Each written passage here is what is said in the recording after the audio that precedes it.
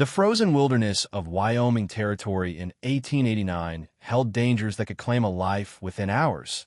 But what cattle rancher Jacob Henley discovered stumbling through a December blizzard would test every principle the frontier had taught him about survival and trust. A small Native American child, barely 8 years old and near death from exposure, appeared at his cabin door during the territory's most brutal winter storm in living memory. What Jacob chose to do in those critical moments, opening his home to a member of a tribe his neighbors considered enemies, would bring an entire Lakota war band to surround his isolated cabin before sunrise. His decision to value human life above territorial prejudices would forge an alliance that transformed hatred into honor and proved that compassion knew no boundaries between cultures. Chapter 1. Winter's Cruelty. The Wyoming Territory winter of 1889 descended upon the northern plains with a vengeance that old-timers would remember for generations. Jacob Henley pressed his weathered face against the frost-covered window of his log cabin, watching as hurricane-force winds sculpted snow drifts that transformed his familiar ranch into an alien landscape of white desolation. At 38 years old, he had endured 12 brutal Wyoming winters, but this December storm surpassed anything in his experience as temperatures plummeted to depths that made exposed flesh freeze solid within minutes. Jacob's cattle had been secured in the barn 3 days earlier when the blizzard's approach became inevitable, his survival instincts recognizing the signs that marked truly dangerous weather systems. His cabin stood like a fortress against the elements, its thick log walls chinked tight with clay and moss, while a stone chimney sent smoke spiraling into the howling darkness. The isolation that normally provided peaceful solitude now became a potential death trap, with his nearest neighbor living 15 miles across treacherous terrain that had become impassable. A sound different from the storm's monotonous roar penetrated his consciousness around midnight. A faint scratching at his door that could have been wind-blown debris or something more significant. Jacob paused in his reading, listening intently for repetition of the unusual noise. When the scratching came again, followed by what sounded distinctly like human whimpering, his survival training overrode caution as he moved toward the door with his rifle ready.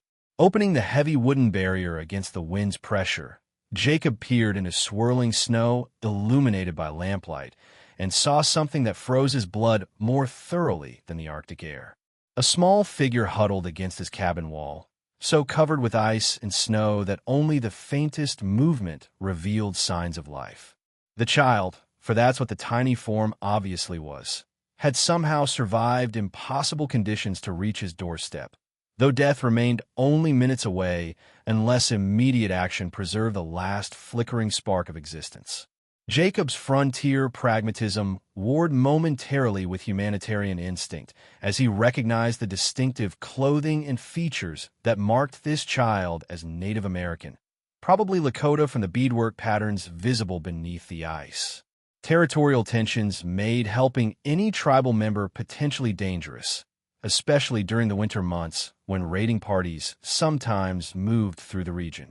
Yet no political consideration could override the moral imperative of saving a dying child, regardless of racial or cultural differences. Without hesitation, Jacob scooped the unconscious child into his arms and carried the small body into his warm cabin, immediately beginning the careful process of treating severe hypothermia. The child's breathing was so shallow as to be nearly imperceptible, while the skin had turned the grayish-blue color that indicated advanced freezing. Chapter 2. Sanctuary and Stories.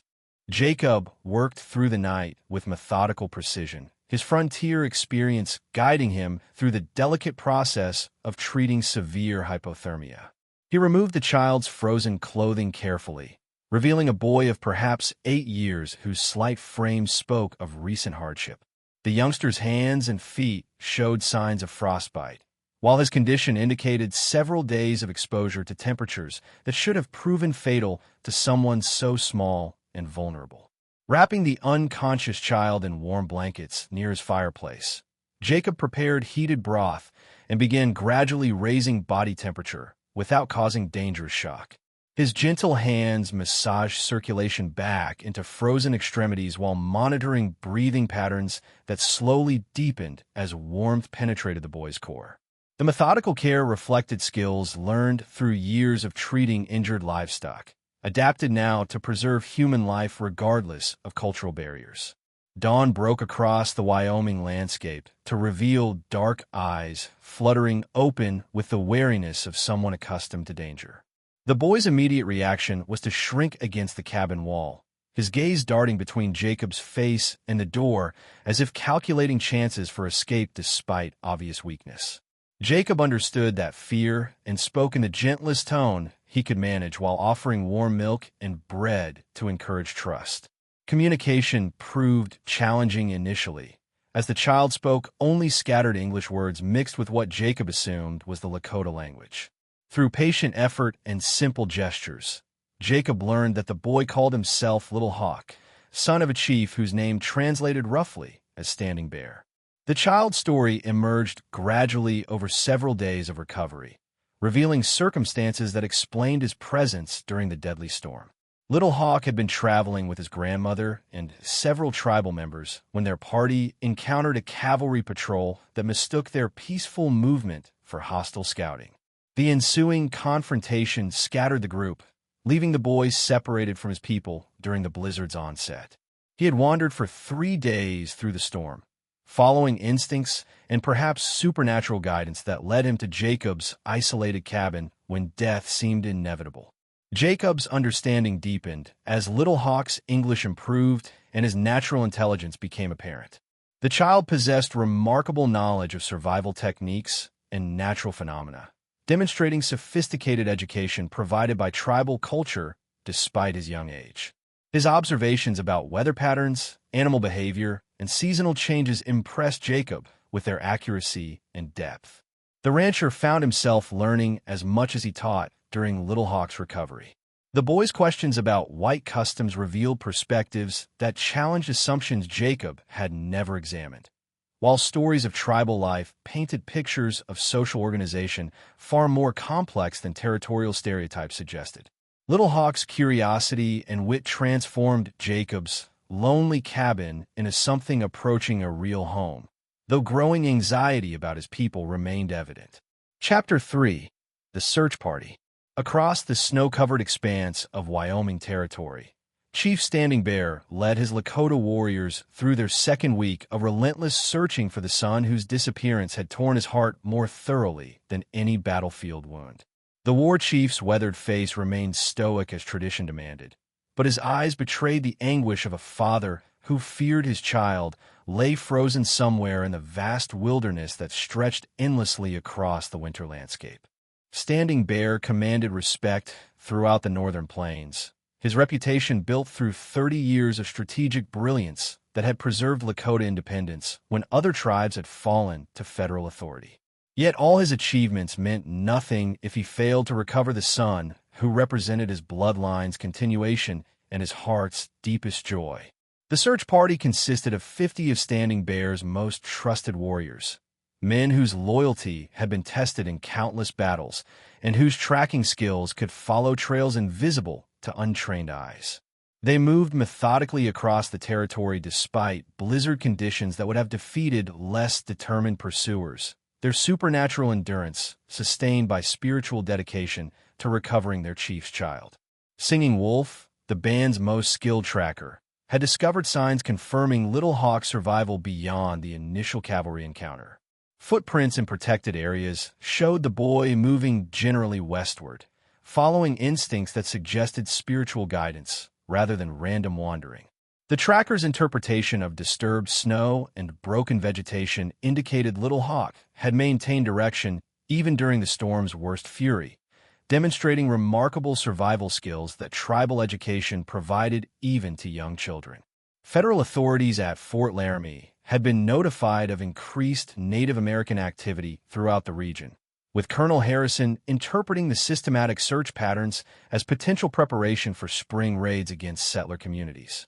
His cavalry patrols had been reinforced and ordered to maintain aggressive postures that could transform peaceful searching into armed confrontation if cultural misunderstandings escalated tensions beyond diplomatic resolution. Meanwhile, territorial settlers had grown increasingly nervous about reports of large war parties moving through areas previously considered safe from tribal activity.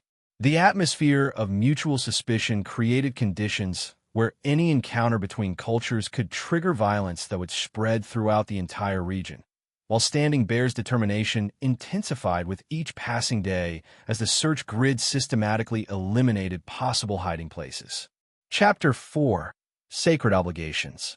Little Hawk's recovery accelerated as Jacob's patient care restored both physical strength and emotional confidence to the remarkable child whose presence had transformed the lonely cabin into something approaching a real home. The boy's natural intelligence emerged fully as his English improved, revealing a sophisticated understanding of natural phenomena and cultural traditions that impressed Jacob with their depth and complexity. The relationship between man and child evolved beyond simple medical care to encompass genuine friendship based on mutual respect and shared experiences. Jacob found himself learning Lakota words and concepts while teaching Little Hawk reading skills that would serve him throughout his life. Their cultural exchange revealed common values that transcended racial differences, particularly regarding respect for nature and the importance of individual honor in maintaining community stability.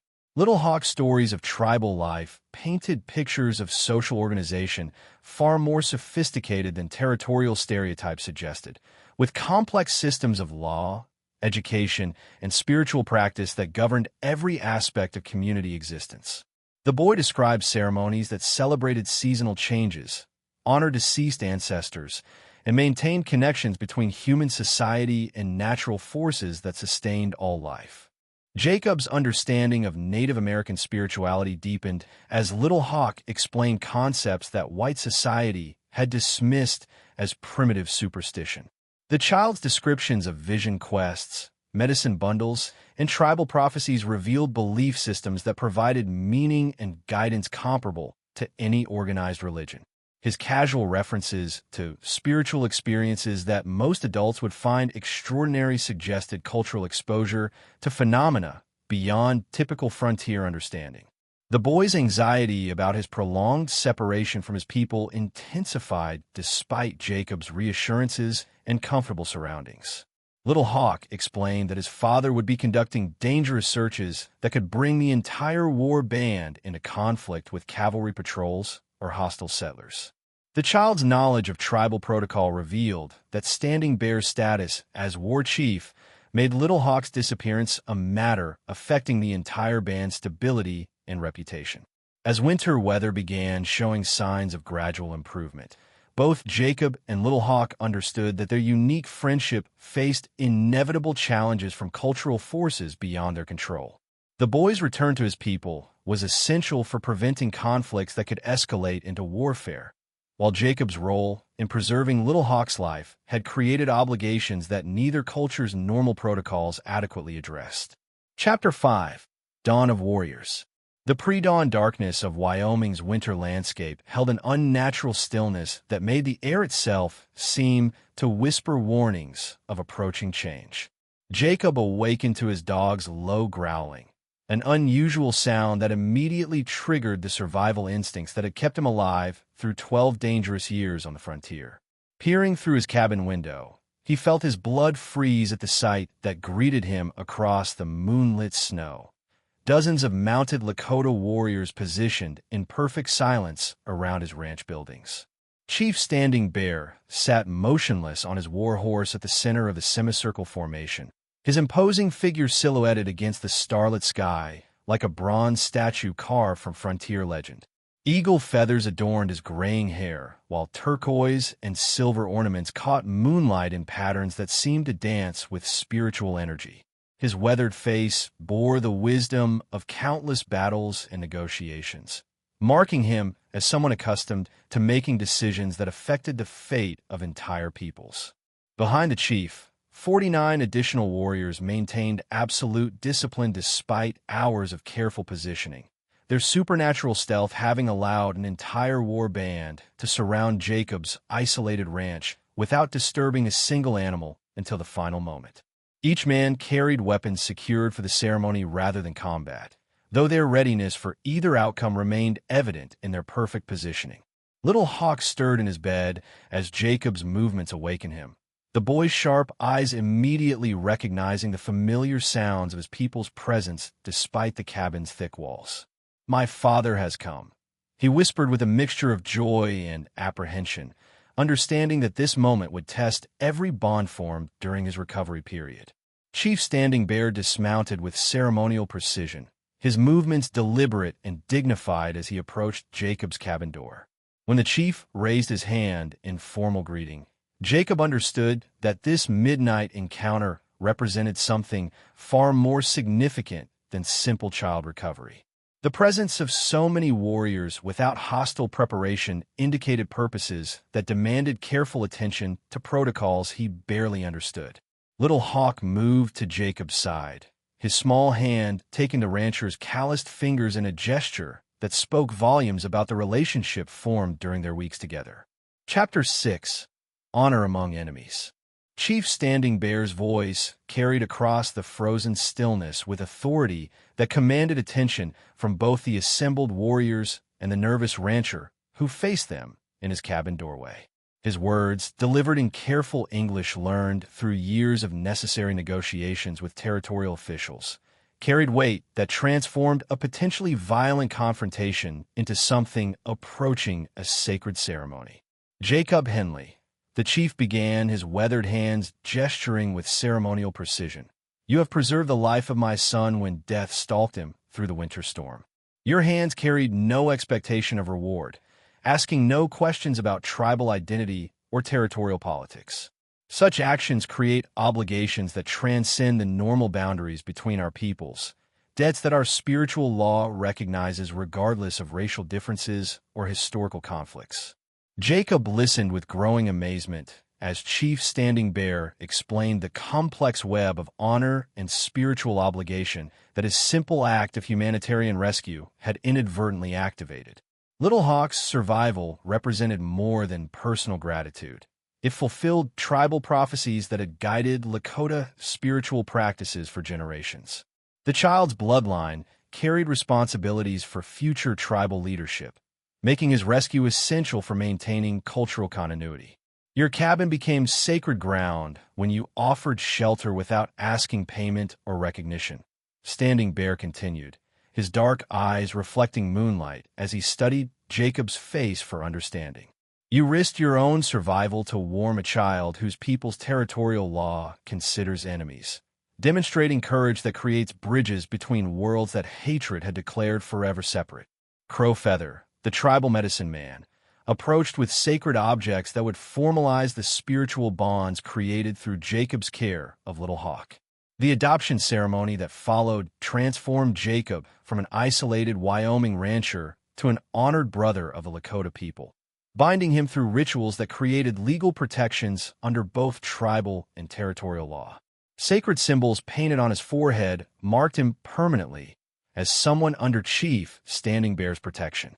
The greatest honor came when Chief Standing Bear presented Jacob with a war shirt decorated with eagle feathers, ceremonial weapons that marked him as a recognized warrior, and most precious of all, a medicine bundle containing spiritual objects that would provide supernatural protection throughout his remaining years. These items represented wealth beyond territorial understanding, their value measured in spiritual power rather than currency. As dawn painted the Wyoming sky in shades of gold and crimson, 50 Lakota warriors departed as silently as they had arrived, leaving behind a transformed landscape where cooperation had replaced hostility through one man's simple choice of compassion over fear. Jacob's willingness to risk everything saving Little Hawk had created opportunities for understanding that military force alone could never achieve, proving that individual acts of mercy could reshape entire political landscapes when guided by genuine respect for the sacred nature of all human life. Jacob's ranch would become legendary throughout the territory as a place where two cultures found common ground through shared humanity. Word of the adoption ceremony spread among both settler and tribal communities, inspiring others to look beyond racial prejudices toward possibilities for peaceful coexistence. Federal authorities eventually recognized Jacob's unique status as a cultural mediator, calling upon his services to prevent conflicts that might otherwise have erupted into warfare. His simple cabin had become a symbol of hope that bridges could be built between the most divided peoples when courage and compassion guided human actions. Little Hawk would grow to become a respected leader who maintained connections between both worlds, his childhood rescue serving as the foundation for diplomatic achievements that preserved peace across the Wyoming Territory for generations. The boy's bilingual abilities and deep understanding of both cultures made him an invaluable ambassador who could translate not just languages, but the fundamental hopes and fears that drove all human hearts, regardless of the color of their skin or the traditions of their ancestors. This incredible tale of courage and cross-cultural brotherhood demonstrates how one moment of compassion can transform hatred into honor across the deepest cultural divides. If Jacob's remarkable story of choosing humanity over prejudice moved you, hit that like button and subscribe for more legendary frontier tales that prove our greatest victories come through acts of mercy, not warfare. What would you have done facing that freezing child at your door? Share your thoughts in the comments below.